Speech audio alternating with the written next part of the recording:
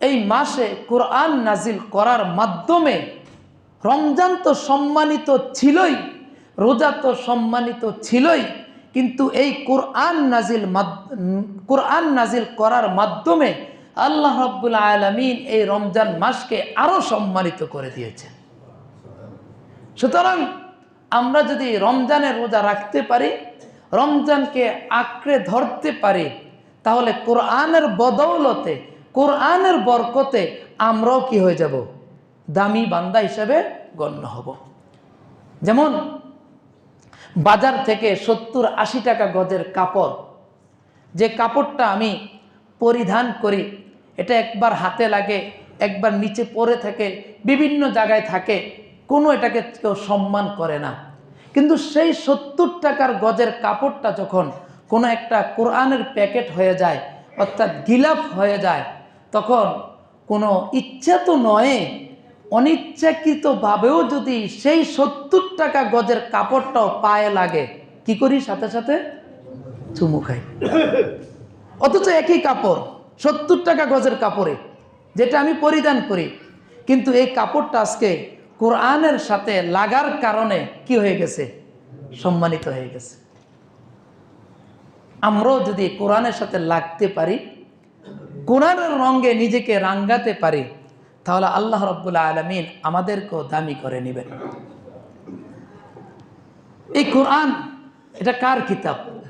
আল্লাহ রাব্বুল আলামিন বলেন, ওয়া ইন্নাহু লাতানজিলু রাব্বিল আলামিন। কোরআন হচ্ছে উভয় জাহানের রব। এই আকাশ পাতাল যা কিছু আমরা দেখতেছি, যা দেখি নাই, সব কিছু জিনিস সৃষ্টি করেছেন সে আল্লাহ। এই কোরআনকে নাজিল করেছেন। এখন এই কোরআনটা দুনিয়াতে কে নিয়ে এসেছেন? সরাসরি আল্লাহ তাআলা পাঠিয়ে দিয়েছেন না কাউর মাধ্যমে পাঠিয়েছেন? আল্লাহ রাব্বুল আলামিন বলেন, নাজালা বিহির রূহুল আমিন। একজন ফেরেশতা আছেন সম্মানিত, যার নাম হযরত জিবরাইল আলাইহিস সালাতু ওয়াস সালাম। এই জিবরাইল আলাইহিস সালাতু ওয়াস সালামের মাধ্যমে আমি আল্লাহ এই কোরআনকে দুনিয়াতে প্রেরণ করেছি। কোরআনের অনেকগুলো উদ্দেশ্য, তার মধ্যে অন্যতম একটা উদ্দেশ্য হলো আলা কলবিকা লিতাকুনা মিনাল মুনজিরিন। এই কোরআনকে যখন আমি ধারণ করতে পারবো, কোরআনকে যখন আমার অন্তরের সাথে এটার ফিট করতে পারবো, আল্লাহ রাব্বুল আলামিন বলেন লিতাকুনা মিনাল মুনজিরিন।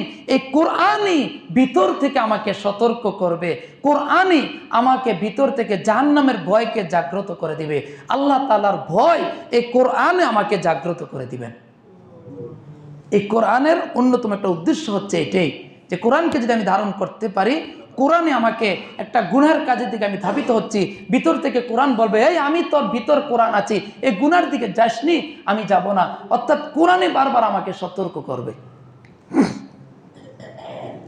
এই কোরআন আল্লাহ রাব্বুল আলামিন কোন ভাষায় নাজিল করেছেন? আল্লাহ রাব্বুল আলামিন বলেন বিলিসানিন আরাবিয়্যিন মুবিন। যেহেতু আরবে আল্লাহ রসুল ছিলেন আরবে কোরআন নাজিল হয়েছে, সহজ করার জন্য আল্লাহ রাব্বুল আলামিন এই কোরআনকে আরবি ভাষায় নাজিল করেছেন। কখন নাজিল হয়েছে? আল্লাহ রাব্বুল আলামিন বলেন ইন্না আনজালনাহু ফি লাইলাতিল কদর। এই কদরের রাত্রিতে আল্লাহ রাব্বুল আলামিন এই কোরআনকে নাজিল করেছেন। কোরআনের বাড়ি কোথায়? কোরআন প্রথম কোথায় ছিল? আল্লাহ রাব্বুল আলামিন বলেন ফি লাউহিম মাহফুজ। লাউহে মাহফুজ হচ্ছে কোরআনের আসল বাড়ি। লাউহে মাহফুজ থেকে সবে কদরের রাত্রিতে জিবরাইল আলাইহিস সালাতু ওয়াস সালাম এই কোরআন দুনিয়াতে নিয়ে এসেছিলেন। সম্মানিত উপস্থিত মুসল্লিনে কেরাম, কোরআন, আমি যদি কোরআনকে ভালোভাবে পড়তে পারি, আমার জীবনের যত প্রশ্ন আছে সকল প্রশ্নের সমাধান আমি এই কোরআনে পেয়ে যাব। আল্লাহ রাসূল সাল্লাল্লাহু আলাইহি সাল্লাম বিদায় হজের ভাষণের সময় আমাদেরকে সমবেত সাহাবাদেরকে উদ্দেশ্য করে বলেছিলেন, তারাকতু ফীকুম আমরাইন। দুইটা জিনিস আমি তোমাদের জন্য রেখে যাচ্ছি, কিতাবুল্লাহ ও সুন্নতি রাসূলুল্লাহ। এক হচ্ছে আল্লাহ তাআলার কিতাব, দুই হচ্ছে আমি রাসূলের সুন্নত। তোমাদের জন্য রেখে যাচ্ছি, তোমরা এই দুইটাকে আঁকড়িয়ে ধরো। যদি তোমরা এই দুইটাকে আঁকড়িয়ে ধরতে পারো তাহলে দুনিয়াতে কখনোই পথভ্রষ্ট হওয়ার সম্ভাবনা থাকবে না। আবার এই কোরআন মানুষের জন্য দলিল হয়ে যায়। এই কোরআন মানুষকে সুপারিশ করবে। এই কোরআন আল্লাহ তাআলার প্রিয় একটা কোরআন।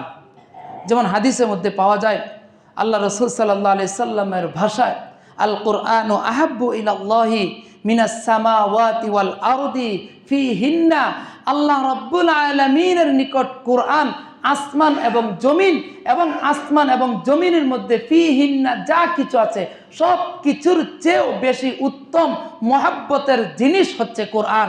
কার নিকট? আল্লাহ তাআলার নিকট। তা আল্লাহ তাআলার কাছে যেই জিনিসটা, যেই কিতাবটা সবচেয়ে প্রিয়, যারা আমরা এই কিতাবটাকে ধরতে পারবো তাহলে আমরাও কি প্রিয় হয়ে যাব না? আমরাও প্রিয় হয়ে যাব ইনশাআল্লাহ। আল্লাহ রাসূল সাল্লাল্লাহু আলাইহি সাল্লামের ভাষা যে ক্বালা নবী সাল্লাল্লাহু আলাইহি সাল্লাম, ইন্নাল্লাযী লাইসা ফী জাওফিহি শাইউন মিনাল কুরআন কাল বাইতিল খারাব, যে ব্যক্তির অন্তরে কোরআন নাই, যে ব্যক্তির অন্তরে কোরআন নাই, আল্লাহ রাসূল বলেন ওই ব্যক্তি অনাবাদী বিরান ঘর তুল্য। একটা ঘর যেখানে মানুষ কোনো বসবাস করে না, ওইটা কি হয়? পোকামাকড়ের ঘর হয়ে যায়। যেমন আমার পাশে যে মসজিদের পাশে একটা ঘর আছে, টিনের ঘর, আমার বাসার সামনে, কেউ বসবাস করে না, অথচ এটাতে ঢুকলে দেখা যায় সাপ পাওয়া যায়, বিচ্ছু পাওয়া যায়, তারপর বড় বড় আইরল পাওয়া যায়, পোকামাকড় পাওয়া যায়। তার পাশের বাসায় আমি থাকি, আমার বাসায় কোনো আইরল নাই, কারণ ওই বাসায় আমি থাকি, মানুষ আছে, এজন্য এখানে পোকামাকড় বাসা করে না, বিষাক্ত প্রাণী বাসা করে না। কিন্তু এই ঘরটা বিরান হয়ে আছে, সুতরাং এখানে পোকামাকড় অবাধে বিচরণ করতেছে। আল্লাহ রাসূল সাল্লাল্লাহু আলাইহি সাল্লাম বলেন, যার পেটে কোরআন নাই, যার অন্তরে কোরআন নাই, তার এই অন্তরটা বিরান ভূমির মতো। এখানে কোনো ভালো কাজ এখানে স্থান পাবে না। এখানে পোকামাকড় নামক শয়তানের যত হিংস্রতা আছে, পোকামাকড় নামক শয়তানের যত প্রতারণা আছে, যত শয়তানি আছে, এগুলা এই অন্তরে বাসা বাঁধে। আমরা যদি কোরআনকে ধারণ করতে পারি তাহলে আল্লাহ রাব্বুল আলামিন আমাদের অন্তর থেকে শয়তানকে দূরে সরিয়ে দিবেন ইনশাআল্লাহ। এখন এই কোরআন দেখেন, ছোট থেকে ছোট একটা আয়াত পড়লো আল্লাহ রাব্বুল আলামিন কত নেকি আমাদেরকে দেন। যেমন আল্লাহ রাসূল সাল্লাল্লাহু আলাইহি সাল্লামের হাদিস, তিরমিজি শরীফের 2910 নম্বর হাদিস, আল্লাহ রাসূল সাল্লাল্লাহু আলাইহি সাল্লামের হাদিস, মান ক্বারা হারফান মিন কিতাবিল্লাহি ফালাহু বিহি হাসানাতুন, যে ব্যক্তি কোরআনের একটা অক্ষর তেলাওয়াত করবে, কয়টা? একটা অক্ষর তেলাওয়াত করবে, ফালাহু বিহি হাসানাতুন, তার জন্য একটা নেক। ওয়াল হাসানাতু বিআশরি আমসালিহা, আর একটা নেক 10টা নেকের সমপর্যায় হবে। ওই একটা নেকের গুণ হবে 10টা নেকের সমান, একটা হরফে একটা নেক। তাহলে আমরা যদি পড়ি বিসমিল্লাহির রহমানির রহিম, কোরআনের আয়াত 19টা অক্ষর আছে, 19 নেকি। আর কোরআনের বরকতে আল্লাহ রাব্বুল আলামিন 19 10 190 নেকি আমাদেরকে দান করবেন। আর যদি যেহেতু রমজান মাসে আমরা এই কোরআনকে পড়েছি, বিসমিল্লাহির রহমানির রহিম, রমজান মাসে পড়েছি, তাহলে 1-এ 70 থেকে 700 গুণ। এবার হিসাব করেন, এক বিসমিল্লাহ পড়লে আল্লাহ তাআলা কত হাজার নেকি আমাকে আপনাকে দান করবেন।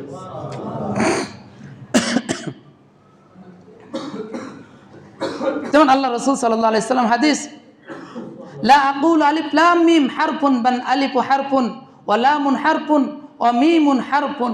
যেমন কোরআন শরীফের শুরুতে আছে কি? আলিফ লাম মিম যালিকাল কিতাব, আলিফ লাম মিম।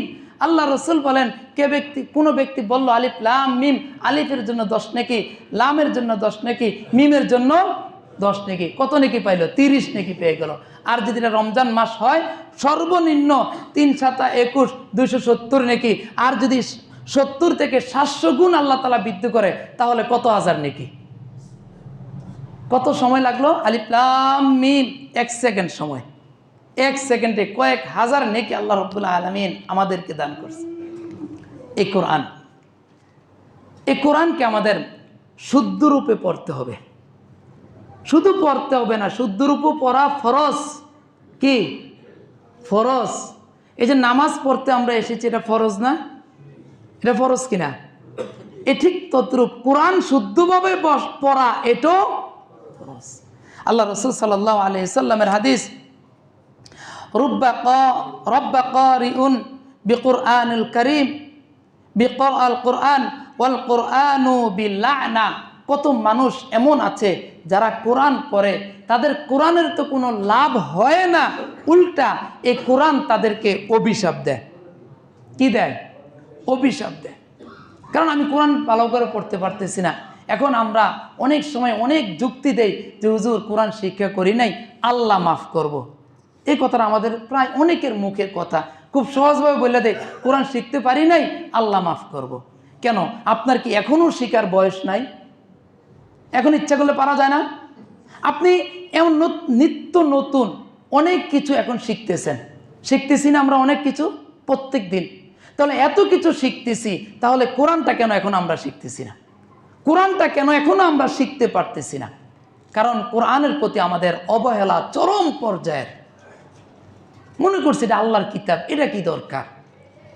অথচ এই কোরআন আমার জন্য দলিল হবে, কোরআন আমার জন্য জান্নাত হবে, কোরআন আমার জন্য আযাবের ফেরেশতার সাথে তর্ক করবে, যাতে আমি যদি যারা কোরআনকে ধারণ করবে আযাবের ফেরেশতার সাথে তর্ক করে, ওই কোরআন আমাকে আপনাকে জান্নাতে নিয়ে যাবে।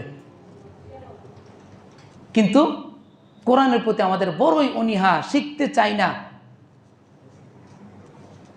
বলে যে জিহ্বা বার হয়ে গেছে, আপনি চেষ্টা করেন, জিহ্বা বার হয়ে গেছে তারপর চেষ্টা করেন, আপনার জিহ্বার ভার হয়ে গেছে। তখন আল্লাহ রাসূল সাল্লাল্লাহু আলাইহি সাল্লামের হাদিস থেকে পাওয়া যায়, যে ব্যক্তি জিহ্বা ভারের কারণে বা মুখের জড়তার কারণে ঠেকে ঠেকে কষ্ট করে কোরআন তেলাওয়াত করবে, আল্লাহ রাব্বুল আলামিন তাকে 2 প্রকারের সওয়াব দান করবেন। এক, কোরআনের ওই যে একটা হরফের বিনিময়ে 10টা নেকি তো আল্লাহ তাআলা তাকে দিবেন। আল্লাহ তাআলা দেখতেছেন যে আমার বান্দা মুখের জড়তার কারণে বা জিহ্বা ভার হয়ে যাওয়ার কারণে সে কোরআন পড়তে পারতেছে না, তারপরও কষ্ট করে করে কোরআন পড়ার চেষ্টা করতেছে। আল্লাহ তাআলা খুশি হয়ে কোরআন হরফের বিনিময়ে তো নেক দিবেনই, কষ্ট করার বিনিময়ে আল্লাহ তাআলা তাকে আরো বোনাস দান করবেন।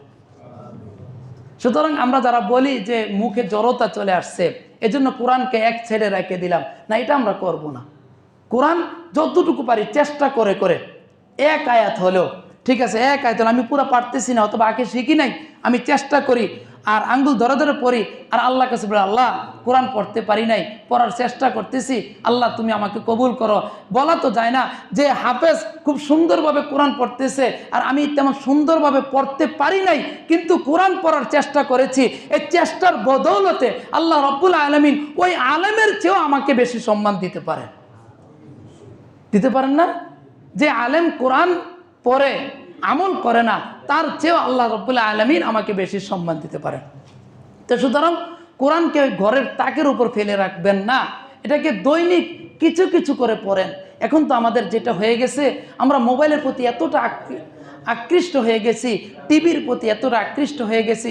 সকালে ঘুম থেকে উঠে আগে মানুষ ফজরের পর যখন আমরা হাঁটতাম, দেখতাম যে বিভিন্ন ঘর থেকে কোরআনের আওয়াজ আসতো, মহিলারাও গুনগুন করে কোরআন পড়তো, পুরুষরাও জোরে জোরে জানলা একটা খুইলা বাস রেল এমেদেন কোরআন নিয়া পড়তো না?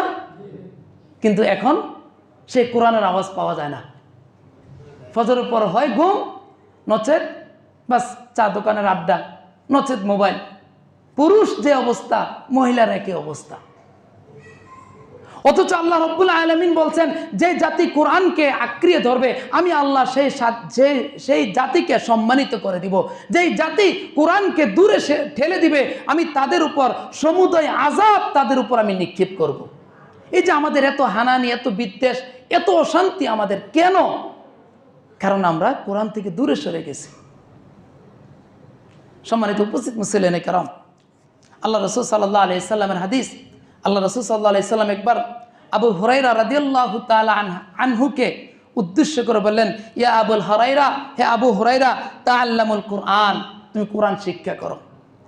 ওয়া আল্লামাহুন নাস, এবং নিজে শিক্ষা করে এই কোরআনকে অন্যকে শিক্ষা দাও। ওয়ালা তাযালু কাযালিকা হাত্তা ইয়ানিকাল মাউত, মৃত্যু আসার আগ পর্যন্ত তুমি কোরআনের সাথে থাকো। কোরআন নিজে শিক্ষা করো, অন্যকে শিক্ষা দাও, কোরআনের সাথে মৃত্যু পর্যন্ত থাকো। তোমার লাভটা কি হবে? আল্লাহ রাসূল সাল্লাল্লাহু আলাইহি ওয়াসাল্লাম বলেন, ফাইন আতাকাল মাউত ওয়া আনতা কাযালিকা জারাতিল মালাইকাতু কবরাকা কামা ইউজারুল বাইতুল আতীক। যে আবু হুরায়রা, তুমি যদি কোরআন শিক্ষা করো এবং মৃত্যু পর্যন্ত মানুষকে কোরআন শিক্ষা দাও, কোরআনের সাথে থাকো, একদিন যখন তুমি মৃত্যুবরণ করবে, আল্লাহ রাব্বুল আলামিনের ফেরেশতারা তোমার কবরকে এমনভাবে জিয়ারত করবে, কামা ইউজারুল বাইতুল আতীক, পৃথিবীর নানা প্রান্ত থেকে মানুষ যেভাবে কাবা শরীফের জিয়ারত করার জন্য আসে, কাবা শরীফকে জিয়ারত করে, তাওয়াফ করে, আসমানের রহমতের ফেরেশতারা তোমার কবরকে এইভাবে জিয়ারত করবে। এটা কি শুধু আবু হুরায়রা রাদিয়াল্লাহু তাআলা আনহুকে বলছেন না, আমাদেরকে বলছেন? আমাদেরকে বলছেন। আমরা যদি কোরআন ধরতে পারি, আমার কবর এই ফেরেশতা দিয়ে আল্লাহ তাআলা জিয়ারত করাবেন। কত মানুষ যারা হজে গেছেন তো দেখছেন, উমরায় যান আর বড় হজে যান, কত মানুষ, এমন কোনো সময় নাই যে কাবার হাতেমে কোনো মানুষ নাই, জিয়ারত চলতেছে, অগণিত মানুষ, জায়গায় পাওয়া যায় না। এতগুলা ফেরেশতা যদি আমার আপনার কবর জিয়ারত করে, আমার জন্য সর্বদা আল্লাহ তাআলার কাছে মাগফিরাতের দোয়া করে, তাহলে আমার জীবনটা তো ধন্য হয়ে যাওয়ার কথা। এজন্য কোরআন শিখতে হবে এবং অপরদেরকে শিখাতে হবে। আল্লাহ রাসূল সাল্লাল্লাহু আলাইহি সাল্লাম বলেন, তালাবুল ইলমি ফারিদাতুন আলা কুল্লি মুসলিম। দ্বীনের ইলম, কোরআনের ইলম প্রত্যেক মুসলমান, পুরুষ মহিলা প্রত্যেকের উপর শিক্ষা করা ফরজ। নামাজ যেমন ফরজ, রোজা যেমন ফরজ, হজ যেমন ফরজ, কোরআন শিখাও তেমন ফরজ। এটা শিখতে হবে। যদি আমি কোরআন না শিখে কবরে যাই, তাহলে আল্লাহ তাআলা দরবারে, তখন আল্লাহ তাআলা দরবারে জবাবদেহি করতে হবে। আল্লাহ রাসূল সাল্লাল্লাহু আলাইহি সাল্লামের একটা হাদিস, যেটা আমাদের মধ্যে বর্তমানে এই সমস্যাটা অনেক, যেমন আমরা অনেক সময় বলি যে হুজুর, অনেক সময় দেখি অমুক আলেমে এটা বলে, অমুক আলেমে সেটা বলে, আসলে আপনারা হুজুররা এত দল কেন, আমরা কোনটা মানবো? অনেকে বলেন না এটা বললে কিন্তু হুজুরদেরকে একটা গালিও দিয়ে দেন। সমস্যা না, আপনি গালি দেন, কিন্তু আপনি জাস্ট গালি দিচ্ছেন, আপনি তো উচিত ছিল আগে নিজে এলেম শিক্ষা করা। আপনি যদি আজকে দ্বীনের এলেমটা পরিপূর্ণভাবে শিখতে পারতেন, বুঝতে পারতেন, তাহলে আপনি বুঝতে পারতেন যে কোন আলেম সত্য বলতেছে, কোন আলেম মিথ্যা বলতেছে। আল্লাহ রাসূল সাল্লাল্লাহু আলাইহি সাল্লামের হাদিস আমার মুখ থেকে না, আজকে 1450 বছর পর আমরা যে অভিযোগ করতেছি, 1450 বছর আগে আল্লাহ রাসূল সাল্লাল্লাহু আলাইহি সাল্লাম সেই অভিযোগের জবাব দিচ্ছেন। আব্দুল্লাহ ইবনে আব্বাস রাদিয়াল্লাহু তাআলা আনহু থেকে বর্ণিত, ক্বালা নাযালা জিবরাঈল আলাইহিস সালাতু ওয়াস সালাম ফাআখবারাহু আন্নাহু সাতাকুনু ফিতানুন ক্বালা ফামাখরাজু মিনহা। আল্লাহ রাসূল বলেন, একবার জিবরাইল আলাইহিস সালাতু ওয়াস সালাম আমার নিকট আসলেন, এসে বললেন যে ইয়া মুহাম্মদ সাল্লাল্লাহু আলাইহি সাল্লাম, আপনি কি জানেন আখিরে জামানাতে এমন এই দ্বীন নিয়ে একটা ফিতনা সৃষ্টি হবে, অমুকে বলবো আমার দলে আসো, অমুকে বলবো আমার দলে আসো, এমন একটা ফিতনা সৃষ্টি হবে। আল্লাহ রাসূল সাল্লাল্লাহু আলাইহি সাল্লাম কিছুটা বিচলিত হয়ে গেলেন। জিবরাইল আলাইহিস সালাতু ওয়াস সালামকে সাথে সাথে জিজ্ঞাসা করলেন, ক্বালা ফামাখরাজু মিনহা ইয়া জিবরাইল, জিবরাইল ভাই, আমার উম্মত এই ফিতনা থেকে বের হবে কিভাবে? কারণ এই ফিতনার ঘুর পাকে যদি আমার উম্মত পড়ে যায়, তাহলে কোনো উম্মত তো জান্নাতে যেতে পারবে না, ফিতনা থেকে বের হবে কিভাবে? আল্লাহ রাসূল সাল্লাল্লাহু আলাইহি সাল্লাম বলেন, জিবরাইল আলাইহিস সালাতু ওয়াস সালাম বলেন, ক্বালা কিতাবুল্লাহ, আপনার যে উম্মত কিতাবুল্লাহ অর্থাৎ আল্লাহ তাআলার কোরআনকে আঁকড়ে ধরবে, সেই এই ফিতনার ধারে কাছে ফিতনা তাকে কোনোভাবেই স্পর্শ করতে পারবে না। 1450 বছর আগে তো আল্লাহ রাসূল জবাব দিয়ে গেছেন, আমরা কি করতেছি? সম্মানিত উপস্থিত মুসল্লিনে কেরাম, এজন্য এই কোরআনের মাস আমরা কোরআন শিক্ষা করি। আমরা যারা পরিণত বয়সে পৌঁছে গেছি, আমাদের ছেলে মেয়ে আছে, আমার নাতি নাতিন আছে, তাদেরকে কোরআন শিক্ষা করাই। ঠিক আছে, জাগতিক শিক্ষা দরকার আছে, কিন্তু জাগতিক শিক্ষার উপর প্রাধান্য দিতে হবে কোরআনের শিক্ষা। আমার যে ছেলে বা যে মেয়ে, তাকে আমি অনেক শিক্ষিত করলাম, কিন্তু সে যখন মৃত্যুবরণ করলো, তার চোখ দুটা যখন বন্ধ হয়ে গেল, তখন তার এই যে এত কোটি টাকা খরচ করে তাকে আপনি শিক্ষা দীক্ষা দিলেন, এটার সমাপ্তি এখানেই শেষ। শেষ না? না কবরে নিতে পারবে? 1500 টাকার কাপড়, এর বেশি তো কবরে নিতে পারবে না। তাহলে সে জাগতিক শিক্ষা যা অর্জন করলো, চোখ দুটা বন্ধ হয়ে গেল, তারপর তার সব কিছু শেষ। কিন্তু আপনার ছেলে মেয়েকে যদি জাগতিক শিক্ষা দেন, কোনো আপত্তি নাই, কিন্তু কোরআনের শিক্ষাটাকে যদি আপনি দিতে পারেন, দিনের শিক্ষাটা যদি আপনি আপনার ছেলে মেয়েকে দিতে পারেন, নাতি নাতিনকে দিতে পারেন, সে তার চোখ বন্ধ করবে। চোখ বন্ধ করলে তার সব কিছু বন্ধ তো হবে না, বরং আল্লাহ তাআলা তার সম্মান আরো বাড়াইয়া দিবেন। কেমন বাড়াই দিবেন? আল্লাহ রাসূল সাল্লাল্লাহু আলাইহি সাল্লামের হাদিস দেখেন, হযরত মুআজ রাদিয়াল্লাহু তাআলা আনহু থেকে বর্ণিত, আল্লাহ রাসূল সাল্লাল্লাহু আলাইহি সাল্লামের হাদিস, ক্বালা মান ক্বারাআল কুরআন, যে ব্যক্তি কোরআন শিক্ষা করবে, কোরআন পড়বে, ও আমিলা বিমা ফিহি, এবং কোরআনের মধ্যে যা কিছু আছে সেগুলোর উপর আমল করবে, উলবিসা ওয়ালিদাহু তাজান ইয়াউমাল কিয়ামা, আল্লাহ রাব্বুল আলামিন ওই যে সন্তানকে পিতামাতা কোরআন শিক্ষা দিছে এবং সন্তান কোরআন শিখে কোরআন অনুযায়ী আমল করতেছে, আল্লাহ রাব্বুল আলামিন ওই সন্তানের কোরআন শিক্ষা করার বদৌলতে ওই পিতাকে কিয়ামতের কোটি কোটি মানুষের সামনে নূরের তাজ পরাইয়া দিবেন। নূরের তাজ। কই কোরআনের হাদিস এমন কোনো জায়গায় তো এমন আসে নাই, আপনার ছেলে মেয়েটা মাস্টার্স কমপ্লিট করাইছেন, পিএইচডি কমপ্লিট করাইছেন, এজন্য আপনাকে কবরের সম্মান দিবে, হাসরের সম্মান দিবে, এমন তো বলে নাই। কিন্তু এমন অসংখ্য হাদিস আছে, অসংখ্য আয়াত আছে, যেখানে স্পষ্টভাবে বলা আছে, যদি ছেলে মেয়েকে যদি কোনো পিতামাতা কি দেয়, কোরআন শিক্ষা দেয়, কোরআনের ইলম শিক্ষা দেয়, দ্বীনের ইলম শিক্ষা দেয়, এই শিক্ষার বদৌলতে আল্লাহ তাআলা পিতামাতাকে সম্মানিত করে দিবেন। যেমন অন্য এক হাদিস হযরত আলী রাদিয়াল্লাহু তাআলা আনহু থেকে বর্ণিত, আলী তো চিনছেন, ইসলামের চতুর্থ খলিফা, আল্লাহ রাসূল সাল্লাল্লাহু আলাইহি সাল্লামের প্রিয় মেয়ে হযরত ফাতেমা রাদিয়াল্লাহু তাআলা আনহার স্বামী, প্রিয় নাতি হাসান হুসাইনের আব্বা হযরত আলী রাদিয়াল্লাহু তাআলা আনহু। আলী রাদিয়াল্লাহু তাআলা আনহু থেকে বর্ণিত, ক্বালা নবী সাল্লাল্লাহু আলাইহি সাল্লাম মান ক্বারাআল কুরআন, যে ব্যক্তি কোরআন পড়ল, ফাস্তাযহারাহু ফাআহাল্লা হালালাহু, এবং এই কোরআনকে হেফাজত করলো, ফাআহাল্লা হালালাহু, কোরআনে যেটা হালাল আছে হালাল মানল, ও হাররামা হারামাহু, এবং কোরআনে যেটা হারাম আছে হারামকে মেনে চললো, আদাখালাহুল্লাহুল জান্নাহ, আল্লাহ তাআলা তাকে জান্নাতে প্রবেশ করাবেন। শেষ না? আরো আছে, আরো চমক আছে। যে ছেলে বা যে মেয়ে কোরআন শিক্ষা করলো, কোরআনকে হেফাজত করলো, কোরআনে যেটা হালাল আছে হালাল মানলো, যেটা হারাম আছে সেটাকে হারাম মানলো, আল্লাহ তাআলা তাকে কোথায় প্রবেশ করাবেন? জান্নাতে প্রবেশ করাবেন। এটা হলো তার প্রাপ্যটা সে পাইল। এবার বোনাসটা শুনেন, ওয়াশাফাহু ফি আশরাতিন মিন আহলি বাইতিহি কুল্লুহুম ক্বাদ ওয়াজাবাত লাহুন নার, ওই সন্তানের পিতা মাতা সহ তার পরিবারের, তার গোষ্ঠীর, তার সমাজের, তার আত্মীয় স্বজনের এমন 10 জন লোক যাদের উপর জাহান্নাম ওয়াজিব হয়ে গেছে, জাহান্নাম ছাড়া কোনো উপায় ছিল না, ওই ব্যক্তি, ওই ছেলে সন্তান বা ওই মেয়ে সন্তান যে কোরআন পড়েছে, কোরআনের উপর আমল করেছে, এমন জাহান্নাম ওয়াজিব হওয়া 10 জন ব্যক্তিকে সে শাফাআত করে জান্নাতে নিয়ে যেতে পারবে। আমার ছেলে মেয়েকে কোরআন পড়ালে লাভ না ক্ষতি? লাভ না ক্ষতি? দুনিয়াটা তো অল্প কয়েকদিনে, আজকে আছি কালকে নাই। জাগতিক শিক্ষা দেন কোনো সমস্যা নাই, কিন্তু জাগতিক শিক্ষা তো চোখ বন্ধ হলে শেষ।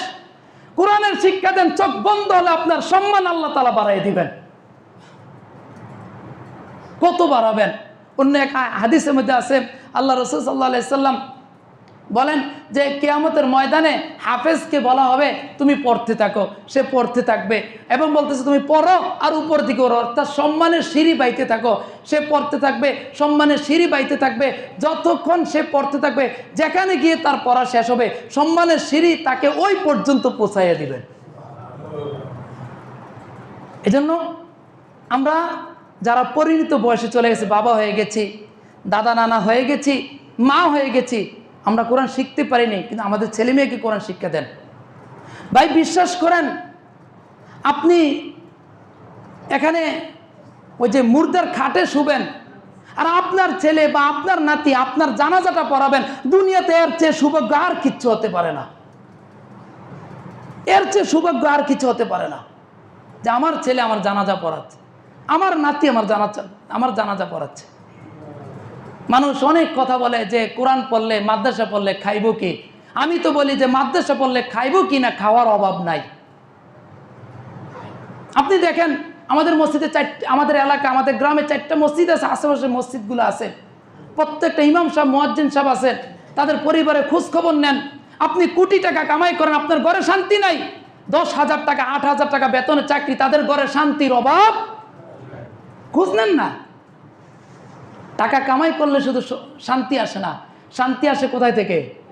আল্লাহ তাআলা। কেন আল্লাহ তাআলা শান্তি দিচ্ছেন? কারণ তারা কোরআনের সাথে আছে, তারা কোরআনের উপর আমল করে, এজন্য আল্লাহ তাআলা শান্তি দিচ্ছেন। আপনার একটা বিবাহ অনুষ্ঠানে যান, 1,000 টাকার নিচে দিয়ে খাইয়ে আসতে পারেন না, হ্যাঁ? কিন্তু আলেমরা যায়, টাকা তো দিতে হয় না, উল্টা খাওয়ার পরে তাদের হাতে আবার কি করে দেয়? টাকা দিয়ে দেয়। টাকা দিয়ে দেয় না? এটাকে আমরা জোর করে আনি যে আমাকে দিতে হবে, কিন্তু জোর করে আনি। আপনি সম্মান করে দিচ্ছেন আমাকে, আলেমকে সম্মান করতেছেন। তো আপনি একই খাবারটা আপনি খাইতেছেন 1,000 টাকা দিয়া, আমি মাংনা খাইয়া উল্টা আমাকে আরো 500 টাকা 1,000 টাকা আপনি হাতিয়া দিয়ে দিচ্ছেন। এটা কিসের সম্মান ভাই? কোরআনের সম্মান, কোরআনের সম্মান। সুতরাং আমরা নিজেরাও কোরআন শিখব, আমাদের ছেলে মেয়ে আছে তাদেরকে কোরআন শিখাইব। ভাই রিজিক আপনি নিজে নির্ধারণ করতে পারবেন না। তো আপনি মনে করতেছেন যে আমার ছেলে মেয়েকে আমি অনেক বড় শিক্ষিত বানাবো, এই ছেলে মেয়েকে যে আপনাকে খাওয়াবে বা এই ছেলে মেয়ে যে অনেক টাকার মালিক হবে সেটার গ্যারান্টি আপনি দিতে পারেন না। তো কিন্তু যদি কোনো ছেলে মেয়েকে আপনি আলেম বানান, তার গ্যারান্টি আল্লাহ তাআলা দিচ্ছেন। এই ছেলে মেয়ে আপনাকে, আপনার উপর যদি জাহান্নাম ওয়াজিব হয়ে যায়, এই ছেলে মেয়ে আপনাকে জান্নাতে পর্যন্ত টেনে টেনে নিয়ে যাবে, শাফায়াত করে আপনাকে জান্নাত পর্যন্ত নিয়ে যাবে। এজন্য আমরা নিজেরাও কোরআন শিখি, আমাদের ছেলে মেয়েরা যারা আছে, যদি এমন হয় যে ছেলে মেয়ে বড় হয়ে গেছে, তাহলে নাতি আছে নাতিন আছে, তাদেরকে কোরআন শিক্ষা দেই। দেখেন ভাই, আমরা আজকে হোক কালকে হোক আমরা চলে যাব, কেউ থাকতে পারবো না। কিন্তু আমি যখন নিজে কোরআন, আমার ছেলে মেয়েকে কোরআন শিক্ষা দিলাম না, তাকে আমি দিন শিক্ষা দিলাম না, আমি মারা গেলাম, সে কিন্তু আপনার কবরের পাশে তেমন একটা দাঁড়াবেও না। দাঁড়াবে হয়তো হুজুরকে নিবে, হুজুর আইয়েন আব্বার কবরটা জিয়ারত করে, কিন্তু আপনি নিজে বাবা মার কবরের সামনে দাঁড়াইয়া যে আবেগটা নিয়ে দোয়া করবেন, এটাকে আমার দ্বারা সম্ভব হবে? বলেন না। আমার দ্বারা সম্ভব? আমি তো ভাড়াটিয়া, আমি কারণ আপনার বাবা মার জন্য দোয়া করব, আমার চিন্তা ভাবনা হলো আপনার কবর জিয়ারত করব, তারপর আরেকটা কবর জিয়ারত করব, আমার চিন্তা ভাবনা থাকবে এটা। আর যখন আপনি আপনার বাবা মার কবরে দাঁড়িয়ে যাবেন, তখন আমার চিন্তা থাকবে যে আমি যেভাবে হোক আল্লাহ তাআলার কাছে কান্নাকাটি করে আমার আব্বা আম্মাকে আমি মাফ করাবো, ঠিক না? তাহলে এটা কখন সম্ভব হবে? যখন আমার ছেলে মেয়েকে আমি দিন শিক্ষা দিব। কিন্তু যদি দিন শিক্ষা না দেই, তাহলে কি এটা সম্ভব হবে না। তো ওই যে বছরে একটা দিন ফুলা ওই ক্যালেন্ডারে লেখা রাখছে 23 তারিখ মারা গেছে আব্বা, বাস মৃত্যু দিবস, হুজুর আব্বার মৃত্যু দিবস আজকে, একটু দোয়া করেন, বছরে একদিন। আর যদি আপনি আপনার ছেলেটাকে, আপনার মেয়েটাকে দিন শিক্ষা দেন, আপনার মেয়েটাকে দিনদার পাত্রস্থ করেন, তাহলে ওই বছরের 23 তারিখের জন্য অপেক্ষা করতে হবে না, তার জন্য বছরের প্রত্যেক দিনে 23 তারিখ হয়ে যাবে, ঠিক না? এই জন্য ছেলে মেয়েদেরকে কোরআন শিক্ষা দেন। আর যে মেয়েটাকে বিবাহ দিচ্ছেন সেটা একটা দিনদার স্বামী চেয়ে, দিনদার স্বামী আলেম স্বামীর কাছে, আলেম ছেলের কাছে তার আপনার মেয়েটাকে বিবাহ দেন। আল্লাহ রসুল বলছেন, কোন আলিমান তুমি আলেম হও, অথবা আলেমের বাবা হও, অথবা আলেমের সঙ্গী হও, হ্যাঁ, অথবা আলেমের সহযোগী হও, কিন্তু আলেম এই চারটার বিপরীত তোমরা কোনোটা হয়েও না। কিয়ামতের ময়দান এমন হবে যে আল্লাহ রসুল সাল্লাল্লাহু আলাইহি সাল্লামের হাদিস, কিয়ামতের ময়দানে